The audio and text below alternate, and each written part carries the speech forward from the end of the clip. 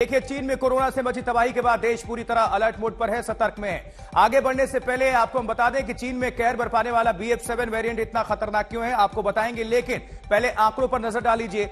देखिए, active cases की संख्या 3,397 हो चुकी है। पिछले 24 घंटे के हम ये डेटा आपके सामने रख रहे हैं। 201 नए मामले सामने आए हैं और 24 घंटे में टेस्ट 1,36,000 से ज्यादा टेस्ट हो चुके हैं, क्योंकि भारत सरकार अलर्ट मोड पर है। राज्यों के साथ कोऑर्डिनेशन पूरी तरह से तालमेल करके उनको भी दिशा निर्देश जरूरी दे दिए गए हैं। एहतियाती कदम उठने अभी से ही शुरू हो चुके हैं। लोगों से मास्क लगाने की अपील भी की जा रही है और सोशल डिस्टेंसिंग का पालन भी लोग करना शुरू कर देना चाहिए उनको। लेकिन आंकड़े क्या कह रहे हैं, जरा नजर डालिए। सबसे शक्तिशाली वेरिएंट माना जा रहा है BF7, जिसने चीन में कोहराम मचा दिया और इसी को लेकर पूरी तरह से सतर्कता बरती जा रही है भारतीय सरकार की तरफ से। देखिए, स्पाइक प्रोटोन में R3460 ये म्यूटेशन है, उसकी जिक्र है, उसका चर्चा है और उसी से संबंधित सब कुछ ये सामने बताया जा रहा है। लेकिन म्यूटेशन के आगे एंटीबॉडी बेअसर हो जाती है। इसलिए सिर्फ एकमात्र बचाव क्या है? सावधानी। सावधान रहें और खुद को बचाएं, परिवार वालों को भी बचाएं।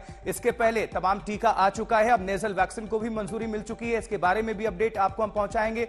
चीन के हालात दुनिया में अभी छुपे नहीं हुए हैं, लेकिन आंकड़े छुपाता है चीन। अब जरा नजर डालिए, 75% लोगों ने नहीं लगवाई है क्या वैक्सीन। ये सबसे बड़ी बात है कि बूस्टर डोज की हम बात कर रहे हैं। प्रिकॉशनरी डोज लग चुका था, सेकेंड जो डोज था वो भी लगवा चुके हैं, लेकिन बूस्टर डोज लगवाना बहुत ज्यादा जरूरी है। और किसी राज्य में 50% तक नहीं है, लेकिन राज्यों में 40% से ज्यादा कवरेज भी हो चुका है। लेकिन भारत सरकार की अगर माने तो हमारे यहां ये केसेस बहुत कम आ रहे हैं, क्योंकि पूरी दुनिया में जब भीषण चपेट में है कोरोना की वजह से लोग त्राही त्राही कर रहे हैं। रोज के आंकड़े 5.5 लाख से ज्यादा केसेस होते हैं। जापान से लेकर चीन, अमेरिका से लेकर इटली तक तबाही मच रही है, लेकिन भारत में अभी स्थिति नियंत्रण में है। एक विस्तृत रिपोर्ट आप सभी दर्शकों के लिए हमने तैयार की है, आइए आपको दिखाते हैं। आप देखें हमारी स्पेशल रिपोर्ट।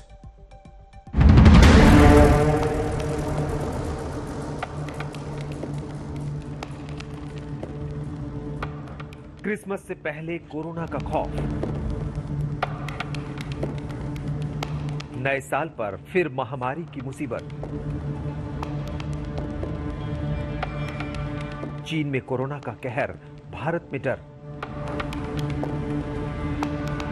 एयरपोर्ट पर अलर्ट, रैंडम सैंपलिंग से नजर।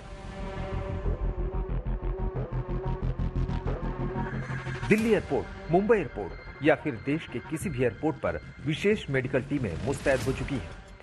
चीन में से आने वाले पैसेंजर जापान, सिंगापुर, बैंकॉक सभी से जो पैसेंजर आ रहे हैं उसको एयर सुविधा पोर्टल के माध्यम से मॉनिटर किया जा रहा है।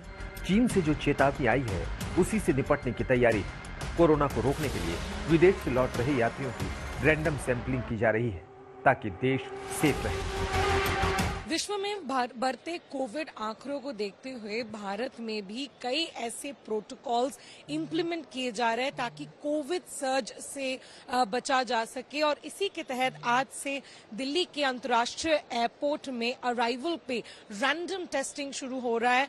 और ये पहले भी हो चुका है, लेकिन अभी ये जो एक प्रोटोकॉल है, जब भी कोई यात्री अंतर्राष्ट्रीय आगमन में आएंगे तो उनको रैंडमली चूज करके कोविड टेस्ट किया जाएगा। कहीं ना कहीं ये अभी एक टेक्निक है रोकने के लिए, क्योंकि हमने देखा है कि कई ऐसे लोग से BF7 वेरिएंट के सैंपल मिले हैं।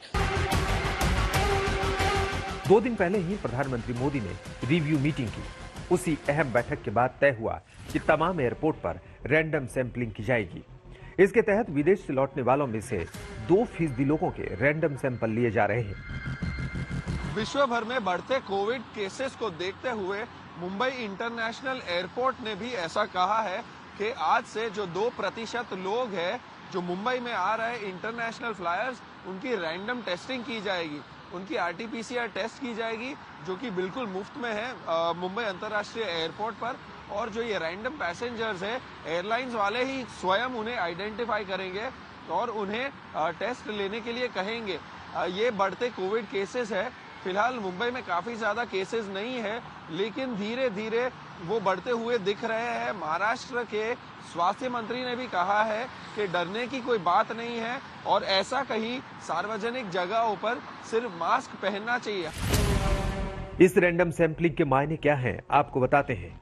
किन यात्रियों की रैंडम सैंपलिंग हो, इसका फैसला एयरलाइंस कर रही है। अगर किसी का रैपिड आरटीपीसीआर टेस्ट पॉजिटिव निकला तो उसे जीनोम सीक्वेंसिंग के लिए लैब में भेजा जाएगा और यात्री का प्रोटोकॉल के हिसाब से इलाज किया जाएगा।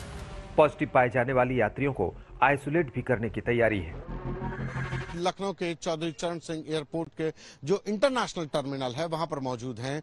ये लखनऊ का इंटरनेशनल टर्मिनल है जहां से मिडिल ईस्ट से खास करके लखनऊ में ज्यादा फ्लाइट्स आती हैं और भी तमाम देशों से आती हैं। जो भी फ्लाइट से यात्री उतर रहे हैं, जो विदेश से यात्री आ रहे हैं, उनकी रैंडम चेकिंग की जा रही है। थर्मल स्कैनिंग पहले से हो रही थी और आज से इनकी रैंडम चेकिंग यानी कि जो यात्री होंगे उनके 2% के लगभग उनकी चेकिंग की जाएगी। कोरोना की पिछली लड़ाई भी हिंदुस्तान ने लड़ी है और जीत हासिल की है। दुनिया के अन्य देशों से काफी बेहतर तरीके से कोरोना पर जीत मिली। पीएम मोदी ने टेस्ट, ट्रैक, ट्रीट और टीकाकरण का मंत्र दिया। देश के डॉक्टरों ने पूरी ईमानदारी से अपनी जिम्मेदारी निभाई और देश ने कोरोना को मात दे दी। अब एक बार फिर प्रधानमंत्री मोदी के उसी मंत्र पर अमल करते हुए देश अलर्ट हो चुका है। अब जो नई बात आ रही है कि भाई ये कोरोना भारत में आएगा और भारत में आएगा तो भारत कैसे रिएक्ट करेगा, सभी स्टेट कैसे रिएक्ट करेंगे, उसके लिए जो मार्गदर्शन दिया है, कोई पैनिक होने की जरूरत नहीं है, कोई आहत होने की जरूरत नहीं है। मेरे हिसाब से और केंद्र के हिसाब से भी सब जो भी एडवाइजरी जाहिर की जाए, जो भी मार्गदर्शन दिया जाए, उसको पूरी तरह से फॉलो अप करने से इसमें से बचा भी जा सकता है। सरकार की चुनौती क्रिसमस और न्यू ईयर सेलिब्रेशन को लेकर है। आवाजाही बढ़ेगी। इस मौके पर देश विदेश आने जाने वालों की संख्या में काफी ज्यादा इजाफा होता है और यही संक्रमण की सबसे बड़ी वजह बन जाती है। ऐसे में एयरपोर्ट पर अलर्ट और भीड़-भाड़ इलाकों में एहतियात से ही हालात बिगड़ने से बचा जा सकता है। दिल्ली से श्रेया चटर्जी के साथ आज तक ब्यूरो।